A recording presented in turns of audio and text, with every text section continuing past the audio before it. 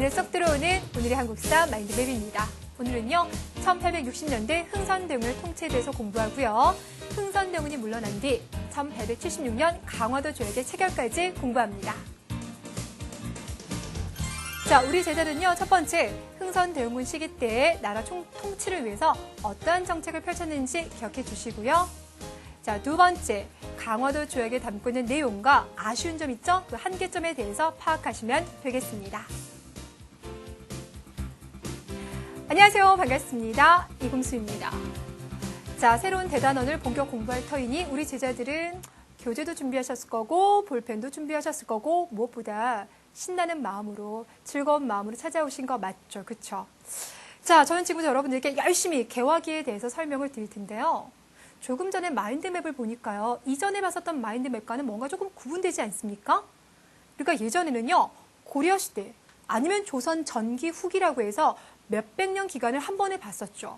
근데 이번에 봤더니 1860년대, 70년대라고 하면서 아주 단기간을 공부를 합니다. 생각해보면요. 우리가 살고 있던 시기에 비해서 한 150년 그 정도의 시간차밖에 발생하지가 않아요. 바꿔 말하자면 그러니까 예전에 공부했었던 뭐 고려라든지 그 이전의 시기는요. 지금과 멀리 떨어져 있어요. 그러다 보니 남아있는 기록이라든지 여러 가지가 좀 적어요. 반면에 개화기 시기는 얼마 안 됐기 때문에 남아있는 흔적들도 많겠죠. 그만큼 세밀하게 공부를 합니다. 자, 그럼 지금부터요. 어떠한 이야기들이 1860년대와 70년대 펼쳐질지 기대해 주시면서 교재 피시면서 칠판으로 이동하겠습니다.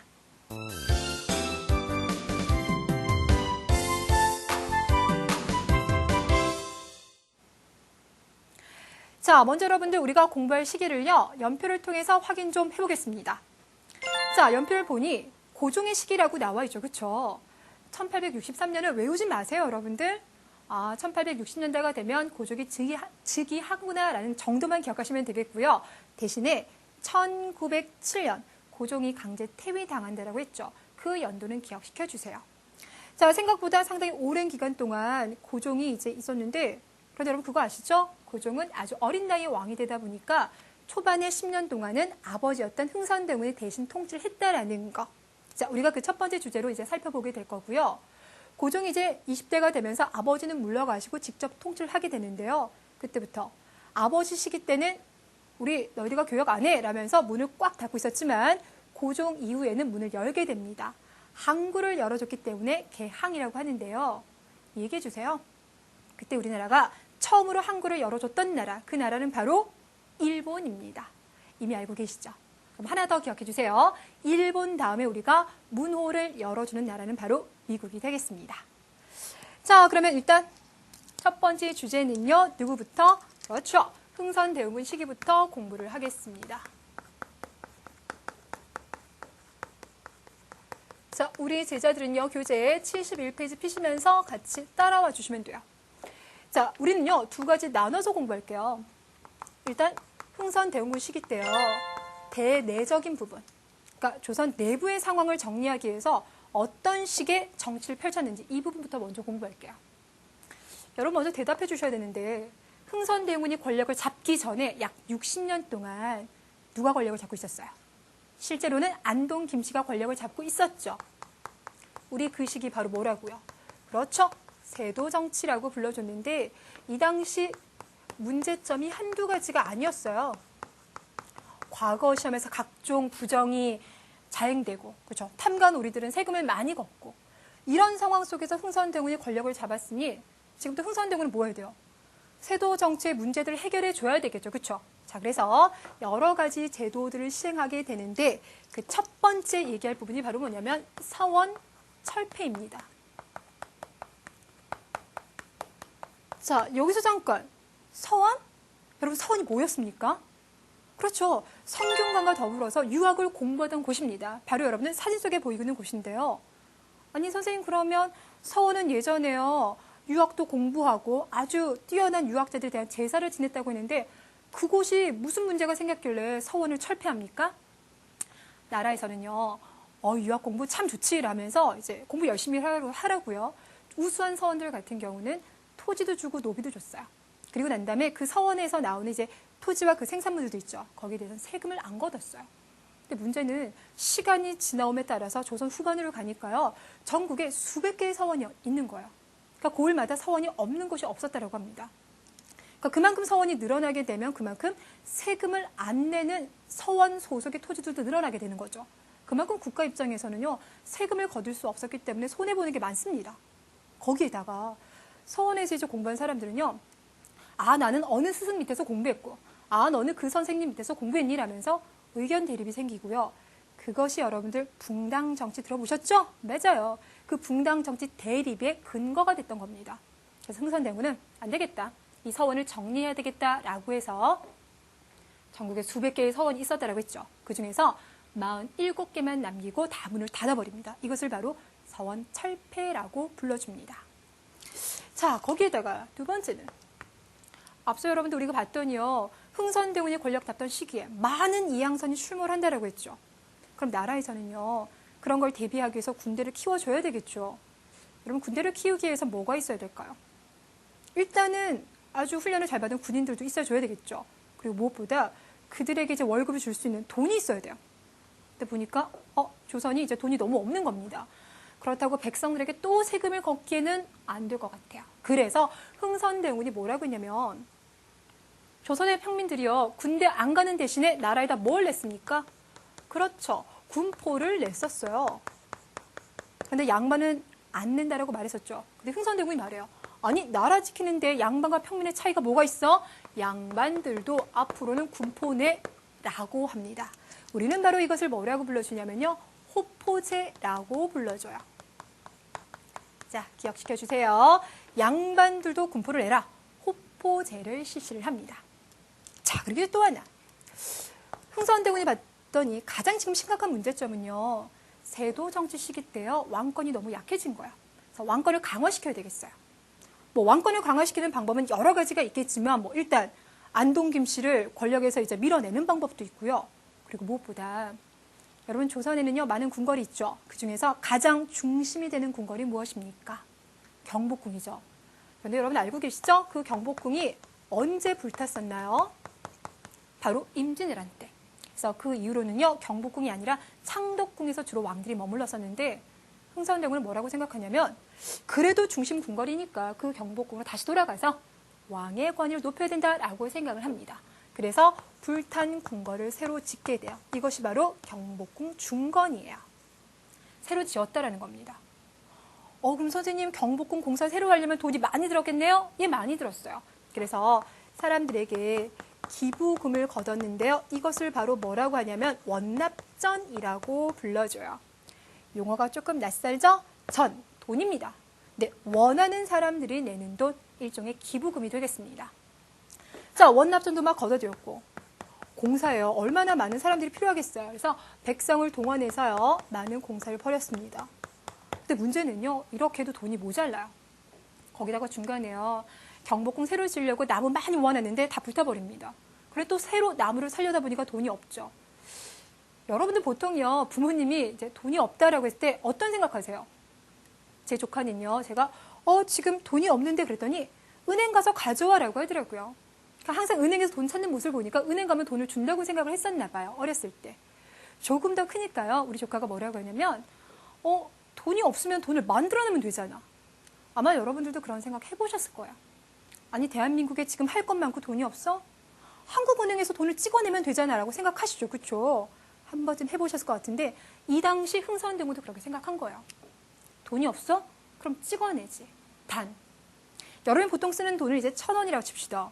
근데 기왕에 돈을 찍어내는 거 1,000원짜리보다는 10만 원짜리 찍어내면 한 번에 더 많은 돈을 가질 수가 있겠죠. 그래서 흥선대군도요. 그러면 기존에 있었던 상평통보보다 100배에 달하는 돈을 찍어내자라고 합니다. 이때 찍어낸 돈이 바로 뭐냐면 당백전이 되겠습니다. 우리는 이것을 당백전 발행이라고 하는데요. 사진을 통해 잠깐 확인 좀 해볼까요? 자, 보니까요. 당, 백이라는 글자가 좌우에 선명하게 딱 보이고 있죠. 맞아요. 기존에 사용하고 있었던 상평통보에 비해서 100배 가치를 가지는 돈, 이것을 바로 당백전이라고 합니다. 자, 흥선대군의 내부적인 정신은요, 바로 이러한 정도로 우리가 정리를 해볼 수가 있습니다. 자, 이 부분은요, 잠깐 남겨두고요. 이번에 살짝 이동을 해서요. 흥선대군이 권력 잡고 있던 시기 조선에 출몰하는 이양선에 대해서 그가 어떻게 나라를 움직여 나갔는지를 공부하겠습니다. 우리 앞서서요. 선생님이 여러 가지 사진 설명하면서 어려운 이야기들을 참 많이 했어요. 자, 그 중에 제가 했던 이야기 중에서 뭐가 있었냐면 통상이라는 게 있었어요. 혹시 기억나십니까? 통상이라고 하면요. 나라와 나라 간에 서로 물건을 사고 파는 것, 이것을 바로 통상이라고 해요. 이양선들이 나타나는 가장 중요한 이유는 그들의 물건을 팔기 위함이라고 했었죠. 그래서 조선아, 우리랑 장사하자라는 걸 그들이 요구를 해요. 근데 하나 더, 그들과 우리가 무역을 하기 위해서는 육, 해, 공, 육로든 바닷길이든 하늘길이든 세 가지 중에서 한 개를 이용해야 되는데요. 그 당시 비행기 없었다라고 했죠. 그렇죠? 그리고 대부분의 나라들은 우리가 멀리 떨어져 있으니까 배 타고 와줘야 되겠죠. 그래서 그들이 요구하는 게 바로 뭐냐면 항구를 열어달라, 개항을 요구를 하는 겁니다. 그런데 제가 뭐라고 했냐면 그들은 우리가 그럼 너희들과 교역 안 해라고 했을 때 순수하게 돌아간다라고 하지 않았었죠. 그렇죠? 결국 전쟁을 해서라도 우리와 교역을 하려고 합니다. 자, 이때 우리도 두 번에 걸쳐서 전쟁을 이제 겪게 되는데요. 1866년, 이때가 병인년이에요. 병인년, 프랑스가 우리를 공격합니다. 우리는 이것을 바로 뭐라고 하냐면 병인 양요라고 불러줘요. 그럼 이 당시 프랑스는 도대체 어떤 이유를 들어서 우리 조선을 공격하느냐라고 봤더니 같은 해예요. 조선에서 천주교 신도 수천 명이 처형되는 사건이 벌어졌어요. 이게 바로 병인 박해예요. 우리 제자들 천주교 신도들은 조선에서요. 억압받았다, 탄압받았다는 이야기 이미 알고 있죠. 예, 제사를 지내지 않아서 또 평등을 주장해서 예, 맞습니다. 그런데 이 과정 속에서요. 국내에 프랑스 신부들이 들어와 있었거든요. 그 프랑스 신부 9명도 처형이 됐어요. 근데 이제 이 중에서 처형을 피하고요. 중국으로 이제 탈출한 분이 있었어요. 근데 그분이 중국에 가서 프랑스 함대가 이미 중국에 들어와 있었는데 거기다가 이 상황을 다 알려버린 거예요. 그렇죠. 이제 프랑스가 잘됐다. 이것을 핑계 삼아서 조선에 가서 사과도 받아내고 조선을 강제로 개항시켜야지라고 생각하고 오게 됩니다. 자, 그렇다면 그들은 우리의 어떤 땅을 공격하느냐라고 봤더니 강화도래요. 자, 우리 제자들 두 번만 얘기해 주세요. 어디라고요? 강화도, 강화도입니다. 설마 해서 물어보는 건데요. 우리 제자들 강화도가 어디 있는지 모르시지 않죠? 혹시나 해서 보여드리겠습니다. 지도를 통해서 봤더니요. 자, 강화도는 그렇죠. 수도 한양에서 아주 가깝습니다. 자동차 타면요. 1시간에서 1시간 반 정도 걸리는 거리에 있는데요. 딱 위치상으로 봤더니 강화도를 공격했다는 것은 한양을 겁주를 했다라는 거 충분히 파악이 되시죠? 예, 맞아요. 자, 이들이 이제 강화도에 점령을 하자 강화도에 이제 난리가 났어요. 조선 조정에서는 어떻게 저 강화도를 되찾지라고 이제 고민에 빠지는데 이때 제가 나서서 그들을 격퇴하겠습니다라는 분이 있습니다. 그분이 바로 누구냐면 양헌수예요. 자, 양헌수는 500의 군대를 이끌고 강화도에 들어갑니다. 그리고는요, 여러분 강화도에 가시면 정족산성이라고 있어요. 여기서 딱 기다렸다가 프랑스군과 이제 전투를 벌이게 되는데 여기서 프랑스군이 우리를 너무 얕봤습니다. 아니, 조선은 뭐 총을 잘 못 다룰 거라고 했는데요. 그냥 이야기로 기억해 두세요. 양헌수가 이때 이끌고 갔었던 조선의 500여 명의 군사 중에서요. 370여 명이요. 포수였어요. 포수. 그 중에서도 호랑이 잡는 포수. 그러니까 총도 잘 들었고요. 너무나 용맹한 거예요. 그러니까 그분들은 아니 뭐 서양인 정도는 겁 안 내시는 거죠. 그래서 결국 그들의 활약 덕분에 프랑스는 강화도에서 물러나게 됩니다. 자, 그런데 문제는요. 이 프랑스가 강화도에서 약 한 달 정도 있었습니다. 그러면서 강화도 곳곳을 누볐겠죠? 그리고는 무엇을 발견하게 되냐면요. 우리 제자들 익숙한 단어가 나왔습니다. 바로 뭡니까? 규장각. 맞아요. 정조가 설치했었던 왕실 도서관이 규장각이에요. 근데 정조가 이 규장각에 있는 책들 중에서 특히나 귀한 책들은 더 잘 보관하고 싶어요. 그래서 강화도에 외규장각을 만들어두고 보관을 했습니다. 아주 중요한 이제 뭐 문서라든지 그리고 금은보화 같은 거. 그런데 이들이 이것을 발견을 한 겁니다. 자, 그래서 여기 있었던 금과 은을 비롯한 많은 보물들을 약탈해 가고요. 여긴 특히나 왕실의궤라고 해서 정말 중요한 책들이 있었는데 6천여 권의 책들 중에서요. 한 40여 권 그 정도는 그들이 프랑스로 가져가고요.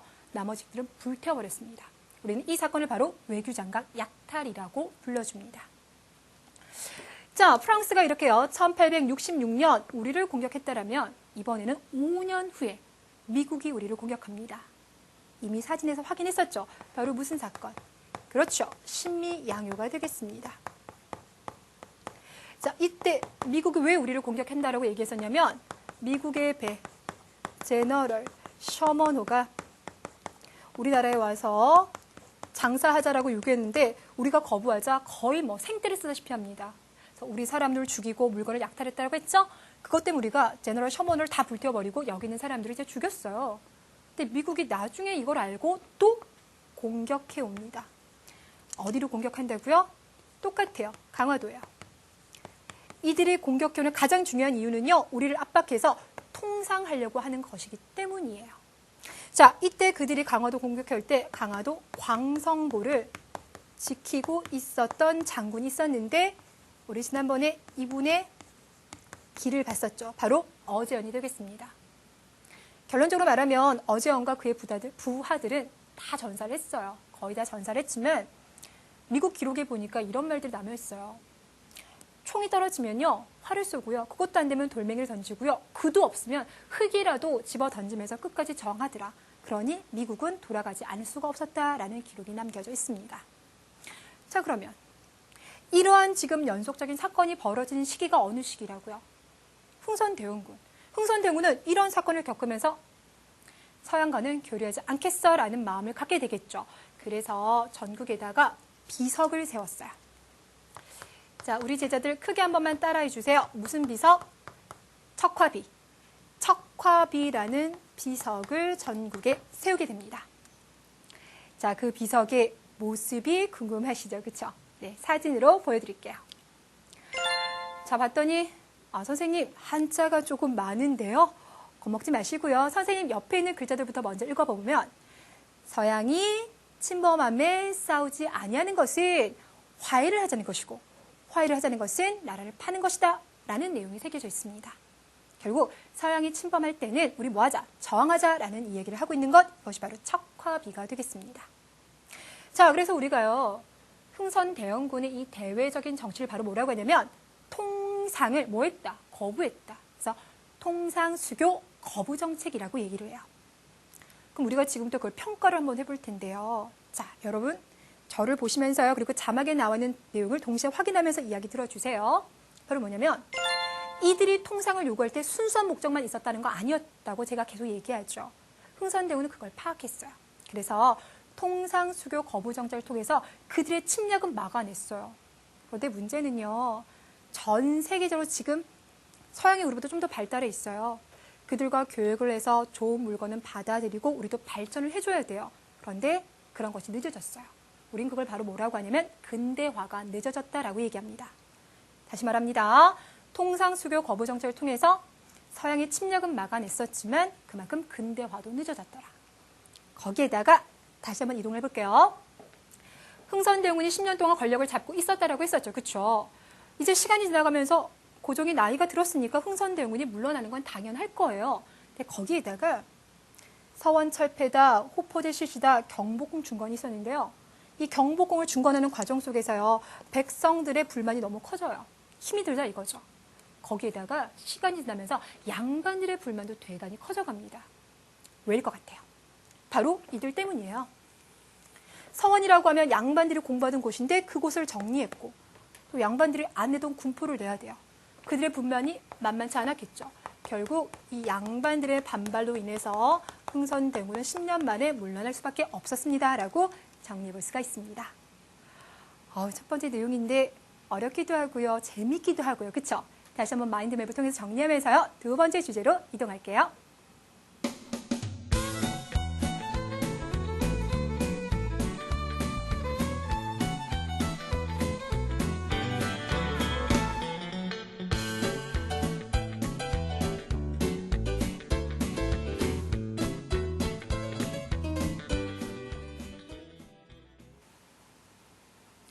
자, 마인드맵을 꼼꼼하게 보는 제자들은요. 선생님, 대전회통이 있던데 그건 설명 안 하셨네요.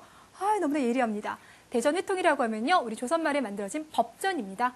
흥선대원군은 새롭게 만들어진 여러 가지 제도들을 담아서 대전회통이라고 하는 법전을 편찬을 했습니다. 자, 이번엔 여러분들 두 번째 주제 뭐에 대해서 공부한다고요? 강화도 조약에 대해서 공부하겠습니다. 여러분 하나 부탁드리자면요. 강화도 조약이 언제 체결됐는지 1876년 외워주세요. 1876년, 1876년. 위에서부터요. 876 하고 내려오시면 됩니다. 그리고 여러분이 이미 알고 있죠? 이 강화도 조약은 조선과 일본이 맺은 조약이라는 거. 자, 그렇다면 일단 첫 번째. 조선이 흥선대원군 시기만 하더라도요. 문 안 열어줘. 꼭꼭 닫고 있을 거라고 했는데 왜 갑자기 조약을 체결하게 되었을까요? 이때는 그렇죠. 좀 전에 얘기했다시피 흥선대원군 물러나고 난 다음에 고종이 직접 통치하기 시작하는 시기입니다. 아, 선생님 저희 엄마가 외갓집 갈 때 친정 간다고 하던데요. 그겁니까? 아닙니다. 고종이 직접 통치하는 것 이것을 바로 친정이라고 해요. 여기에다가 일본이요. 우리를 강제로 개항시키기 위해서 사건을 하나 일으켰습니다. 이것이 바로 뭐냐? 운요 사건이라는 거예요. 운요? 예, 배입니다. 어떤 배냐면 사진 한번 보여드릴게요. 자, 여러분이 보고 있는 이 사진. 그냥 평범한 배인 것 같죠? 이 배는 군함입니다. 쉽게 말하면 대포를 비롯한 많은 무기들을 싣고 있는 배인데요. 이 배가 강화도 조약 체결하기 1년 전에 우리 인천 앞바다에 나타나요. 여러분이 생각했을 때요. 우리 앞바다에 허락도 받지 아니한 일본의 군함이 나타나면 어떻게 해요? 가만히 내버려둘 수는 없는 겁니다. 그래서 강화도를 지키고 있던 이 군인들이 경고 사격을 했어요. 빨리 가라고 라면서 경고 사격을 했는데 운요가 기다렸다는 듯이 공격을 하고 그리고 이제 이 적을 약탈을 합니다. 그래서 여러분은 지금 우리나라 가장 큰 국제공항이 인천국제공항이죠. 그것이 영종도에 있는데 이 일본의 운요는 영종도에 상륙해서 사람들을 죽이고 물건을 약탈해 갑니다. 그리고는 1년 후에 딱 나타나서 뭐라고 하냐면 아니 우리 일본이 그냥 운요라는 배를 끌고 평화롭게 항해하고 있었는데 왜 공격하니? 조선 잘못했지? 사과해. 그리고 난 다음에 우리랑 개항하자라는 걸 요구해 옵니다. 물론 단순하게 보면 일본이 잘못한 거예요. 그런데 당시 국제사회는 누가 잘했다 잘못했다의 문제보다는 누가 힘이 더 세냐의 문제가 더 중요한 상황이었습니다. 결국 그래서 조선은요. 개항을 안 할 수 없었던 상황이 되는 거죠. 자, 그래서 이제 두 나라 대표들이 모여서 강화도 조약을 체결하는데요. 거기 이제 내용이 쭉 있죠. 모두 12개의 내용이 있는데요. 우리 제자들은 초등이죠. 일단 3가지의 내용부터 먼저 확인해 보도록 하겠습니다. 자, 먼저 4조의 내용을 봤더니요. 조선은 부산 이외에 2곳을 개항하고 일본인이 오고 가며 통상을 하도록 허가한다라고 했습니다. 그러니까 결론 지어보면요. 부산 말고 항구를 더 열었다는 건데요. 어딨냐면 원산, 인천이 되겠습니다. 부산, 원산, 인천 3개의 항구를 개항하더라. 밑에 봤더니 조선 해안을 일본의 항해자가 자유로이 측량하는 것을 허가한다라고 했어요. 그게 무슨 말이냐면 일본의 배가 나타나서 조선의 서해바다 수심이 이만큼이네, 그 옆에는 이만큼이네 라고 측량을 하는 겁니다. 우리는 이것을 바로 뭐라고 하냐면 해양 측량권이라고 해요. 자, 마지막. 일본 국민이 조선의 항구에서 조선 국민에게 죄를 지었더라도 일본 관리가 심판한다. 자, 그럼 여기서 잘 들어보세요. 일본 국민이 범죄를 저질렀을 때 일본 관리가 심판하는 건 선생님 당연하죠 라고 생각할 수 있겠지만 중요한 건 그곳이 어디래요? 조선의 항구래요. 조선에서 죄를 저질렀으면 조선법에 따라 재판을 받아야 되는데 그게 아니라 일본법에 따라 일본 관리가 심판한대요. 이거 선생님 뭔가 좀 잘못된 거 아닙니까? 라고 생각하시죠? 일단 용어부터 기억해 두시는데요. 이것을 바로 치외법권이라고 불러줍니다. 자, 핵심적인 내용 3가지를 우리가 살펴봤는데요. 특히나 뭔가 정확하진 않지만 느낌상 2가지의 조항은요. 우리에게 너무나 불리하다. 우리가 표현을 바꿔서 불평등하다라고 얘기할 수 있을 것 같아요. 뭐요? 항구 여는 거요? 아니요. 교역을 하기 위해서는 항구는 당연히 열어줘야 되죠. 그거 말고. 일본이 우리의 앞바다를 마음대로 측량해 가는 거. 결국 뭡니까? 바닷길을 파악해서 어디로 조선을 침략할지 그들이 정보를 파악하겠다라는 거예요. 그리고 아까도 말했다시피 조선에서 범죄를 저질렀는데 우리가 재판하는 것이 아니라 일본 법에 따라서 일본 관원이 재판한대요. 우리는 간섭할 수가 없대요. 우리에게 너무나 불평등하다는 거 파악할 수가 있겠죠. 자, 우리가 첫 번째 조약을 맺다 보니까 바로 이러한 한계점이 있습니다. 그래서요. 강화도 조약을 우리가 평가할 때는요. 우리나라 최초의 근대적 조약이다. 하지만 불평등한 조약이다라는 이야기를 꼭 합니다. 우리 제자들도 꼭꼭꼭 기억을 시켜주세요. 자, 그러면 이렇게 조약을 체결하고 난 다음에 조선의 상황은 어떻게 지금부터 달라집니까? 일단 문을 열었죠? 그때부터 일본의 물건이 들어오겠죠? 일본 상인들 들어오겠죠? 자, 그때부터 정부는요, 우리도 지금부터라도 열심히 좋은 문화를 받아들여야 되겠다라면서 변신을 하기 시작해요. 우리는 그걸 뭐라고 했었어요? 개화. 새로운 사상, 새로운 문화를 받아들이기 시작합니다라고 했었죠? 개화를 추진해요. 그러기 위해서는요, 일단 우리보다 먼저 개화를 추진한 나라들 한번 보는 것도 괜찮지 않을까요? 그게 바로 누구냐면 일본이에요. 그래서 일본에다가 이제 예전에 우리가 통신사라고 했던 거 기억날까요? 그 이름을 바꿉니다. 수신사를 보내요. 그래서 일본이 어떻게 변화됐는지 직접 보고 오게 하는 겁니다. 그래서 봤더니 일본이 옛날 일본이 아니라니까요. 벌써 기차도 다니고요. 신분제도 사라지고요. 새로운 학교도 많이 등장하고요. 변화가 된 거예요. 그래서 우리도 그렇다면 변화해야지 라면서 변화를 이제 추진하는데 그 대표적인 게 바로 뭐냐면요. 신식 군대를 만드는 거예요. 이것이 바로 별기군이에요. 별기군 신식 군대. 모습이 너무 궁금하죠. 그런데 여러분 오늘은요. 설명할 게 많아요. 조금만 기다려주시면 다음 시간에 제가 사진을 통해서 설명드리도록 하겠습니다. 자, 또 하나의 모습은요. 문을 한번 열기가 어려운 거지 그 다음부터는 더 많은 나라와 조약을 체결하겠죠. 그래서 일본 다음에 조약을 체결했던 나라가 누구였냐면 미국이에요. 자, 우리는 또 궁금해요. 아니 서양의 많은 나라 영국도 있고 독일도 있고 프랑스도 있는데 왜 미국입니까? 를 봤더니 어떤 책 때문이래요. 그 책의 이름이 바로 뭐냐면 조선 책략이라는 책인데요. 이 책에 영향을 받았어요. 내용은요. 자, 지금 조선 주변에서요. 조선을 탐하는 많은 나라들이 있었는데 그 대표적인 나라가 일단 일본이 있죠. 그리고 예전부터 청나라가 우리 간섭해 왔었죠. 그리고 저기 위쪽에 있었던 러시아도 자꾸 내려오려고 해요. 그러니까 조선이 조금 위협받고 있는 상황인데 특히나 거대한 러시아가 내려온다는 건 대단히 긴장 안 할 수가 없는 상황이에요. 이때 중국 사람이 뭐라고 하냐면 조선아 이 러시아를 막고 싶으면 미국과도 손잡아. 그러니까 청나라, 일본, 미국과 손잡으면 러시아를 막아낼 수 있을 거야 라고 얘기하는데 설득력이 있는 것 같아요. 그래서 이 조선 책략. 어렵죠. 한 번 더 할게요. 조선 책략. 이 내용에 영향을 받아서 우리가 미국과 손을 잡게 됩니다. 그런데 문제는요. 우리 성리학을 공부하시는 분들 유생이라고 했던 거 기억나세요? 이분들 입장에서는요. 일본이랑 강화도 조약을 맺은 것도 충격이에요. 근데 이제는 아예 파란 눈인 미국과 조약을 맺는데요. 그러니 너무너무 충격인 거죠. 자, 그래서 유생들은요. 개화를 반대하는 상소를 전국적으로 올리기도 합니다.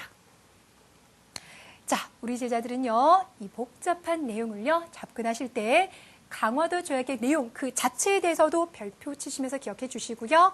조약 체결 이후에 조선에서 어떠한 변화가 나타나는지 이 부분도 묶어서 세 줄 같이 기억을 좀 시켜주세요. 내용이 어려웠어요. 여러분들이 못해서 그런 거 아니에요.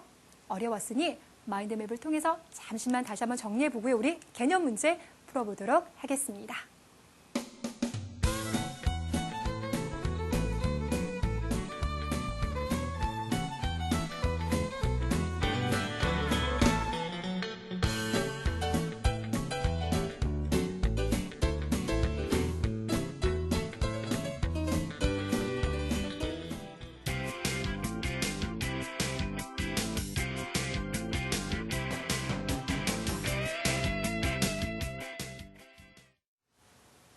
옳은 것을 선택하시오. 1번, 조선 책략의 전례로 조선은 어느 나라와 통상조약을 체결하게 됐을까요?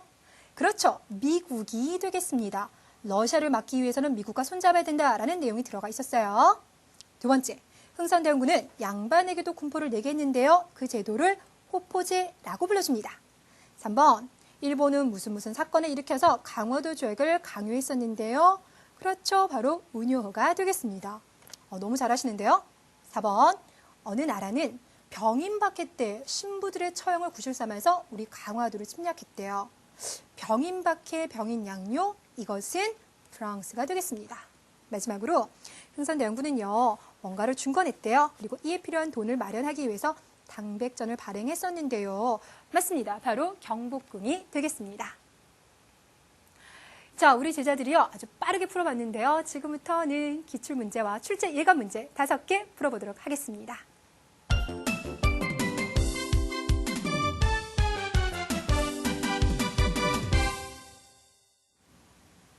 자, 이번에는 한국사 능력 검정시험 5회에 나왔던 문제 풀어볼게요. 강화도 지역의 역사 체험 주제와 장소가 알맞게 연결되지 않은 것은 그랬는데요. 여러분, 강화도는요, 워낙 역사와 관련된 부분들이 많이 남아있죠. 시험에서 강화도 문제 잘 나옵니다. 그렇다면 보기 보겠습니다. 먼저 첫 번째, 고인돌이 보이는데요. 고인돌, 선사시대 지도자, 우리 뭐라고 불러줬었죠? 족장이다 라고 불러줬었죠? 그 족장의 무덤을 찾아서 강화도로 갑니다. 이 부분은 맞습니다. 두 번째, 별자리 관측 현장을 찾아간다고 했는데요. 참성단이 나왔어요. 여러분, 참성단이라고 하면요, 단군이 하늘의 제사를 지내던 곳 아닙니까? 그렇죠. 답은 2번이에요. 그럼 대답해 주세요. 별자리 관측하기 위해선 어디로 가야 됩니까? 경주로 가시면 되고요. 그곳에 있는 것은 그렇죠. 바로 첨성대가 되겠습니다. 너무 비슷해가지고요. 많이 헷갈릴 것 같은데요. 참. 여러분들 구분 잘 해두시기 바랍니다. 3번 정족산성이요. 여러분, 정족산성은 병인 양요 때 프랑스군을 격퇴한 곳이라고 말했었고, 광성보, 이곳에서 어제연의 부대가 끝까지 저항하면서 신미양요 막아냈습니다 라고 했었죠. 답은 그래서 2번입니다. 조금 어려웠었는데 우리 제자들 특히 이 나머지 2개 부분은 잘 암기해 주세요. 자, 이번에는 한국사 능력 검정시험 9회에 나온 문제입니다. 다음 조약이 체결된 시기를 연표에서 옳게 찾은 것은 이라고 있어요. 그 조약이 언제 맺어졌는지 시기를 구분하는 건데요. 자, 봤더니 조선은 자주국이며 일본과 동등한 권리를 가진다. 조선은 부산 이외에 2개의 항구를 더 연다. 어딜까요? 원산, 그리고 인천. 좋습니다. 조선의 해안을 일본의 항해자가 자유로이 측량한다. 이게 바로 해안측량권. 조선의 항구에 머무르는 동안 죄를 지은 일본 사람은 일본법에 따라 재판한다. 뭡니까? 치해법권. 그렇다면 여기 나와 있는 것은 그렇죠. 강화도 조약이 되겠는데요. 선생님이 앞서서 강화도 조약의 연도 기억해 달라고 했는데 언제? 1870. 그렇죠. 6년이 되겠습니다. 볼게요. 일단 그렇게 본다면 1875년 그 다음이니까 답이 1번인 거 확인되겠죠. 네, 만약 여러분들이 연도를 외우지 못했다 하더라도 운요 사건 때문에 우리가 강화도 조약을 체결하게 됩니다라는 거 기억하고 계신 거죠? 답은 1번이고요. 선생님, 나머지 사건들은요, 우리 다음 시간에 공부하겠습니다. 조금만 기다려주세요. 자, 이번에는 10회에 나와 있는 문제입니다. 다음 책이 우리나라에 소개된 결과, 책 결과, 옳은 것은 이라고 있어요. 봤더니 조선 책략이라고 나와 있네요. 중국이나 일본도 유럽의 세력에 대항하고서는 국가의 안전을 보장할 수 없었다. 조선도 그들을 들어오지 못하게 하는 것만으로는 국가의 안전 장담할 수 없다. 그러니 누구와 중국, 일본, 그리고 미국과 손잡아라. 자, 그랬습니다. 그렇다면 1번. 러시아와 국교를 단절하였다. 단절이라고 하는 것은 이제 너희들과 안 만날 거라고 얘기하는 거잖아요. 근데 러시아도 여러분들 미국과 조약 맺고 난 다음에 교류합니다. 그래서 이 부분 자체가 아예 틀렸어요. 일본과 최초의 근대적 조약을 맺은 것은 강화도 조약인데요. 지금 관련된 것은 조선 책략과 미국과의 수교를 말하죠? 상관이 없어요. 영남 지방의 선비들이 개와 반대 상소. 그렇죠. 일본에 이어서 이제 미국과도 교류하느냐? 말이 안 된다. 그래서 반대 상소를 올렸습니다. 4번. 일본에 수신사를 처음 보냈습니다라고 했는데요. 수신사를 보낸 건요. 강화도 조약 체결하자마자 곧바로 보내게 됩니다. 자, 이번에 여러분들 14회에 나와 있는 문제를 풀어볼게요. 문제에서요. 다음 인물의 업적으로 옳은 것이라고 했습니다. 머릿속에 떠오르는 인물들이 있는데요. 어떤 인물일지 보겠습니다. 고종의 아버지인 이 사람은 이라고 했네요. 자, 이미 눈치채셨죠? 누구입니까? 흥선대원군입니다. 자, 이 사람은 아들이 어린 나이에 임금이 되자 아들을 대신해서 나라를 통치하였다라고 했는데요. 자, 그렇다면 흥선대원군과 관련된 부분 찾아보겠습니다. 1번. 별기군. 별기군 제가 좀 전에 강화도 조약을 체결하고 난 다음에 군대 마련한다고 했죠. 그럼 강화도 조약은 고종 시기 때 했으니 직접 통찰한 거잖아요. 그러니 1번은 답이 안 되네요.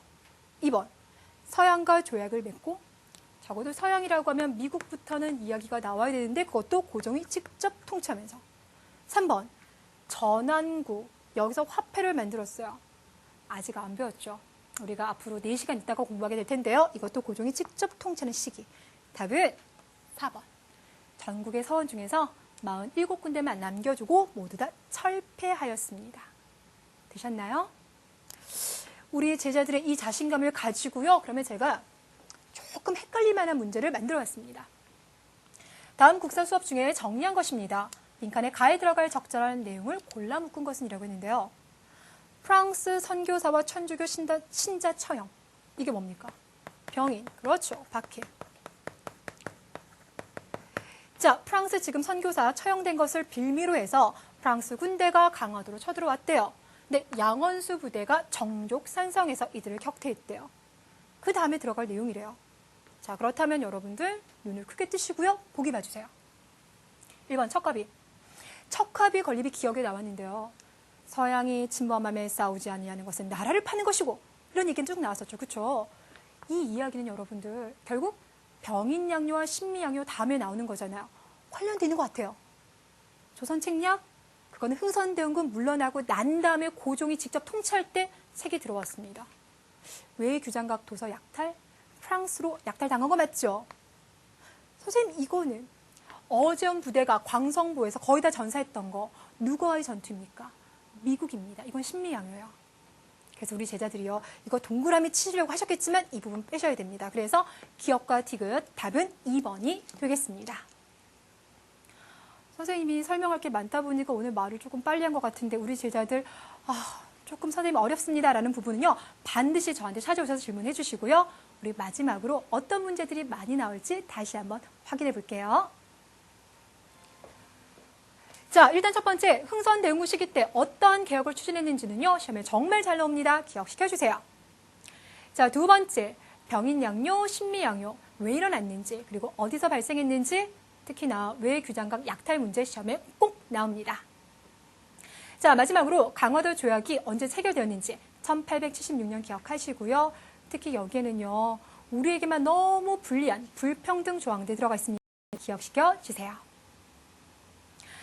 자, 이렇게 해서 여러분들 우리 사진특강 끝내고요. 첫 번째, 개화기에 대해서 설명했습니다. 수고 많으셨어요. 저는 여러분의 복습을 믿고요. 다음 시간에도 풍성한 이야기 준비해 오도록 하겠습니다. 다음 시간 새로운 모습으로 찾아오겠습니다.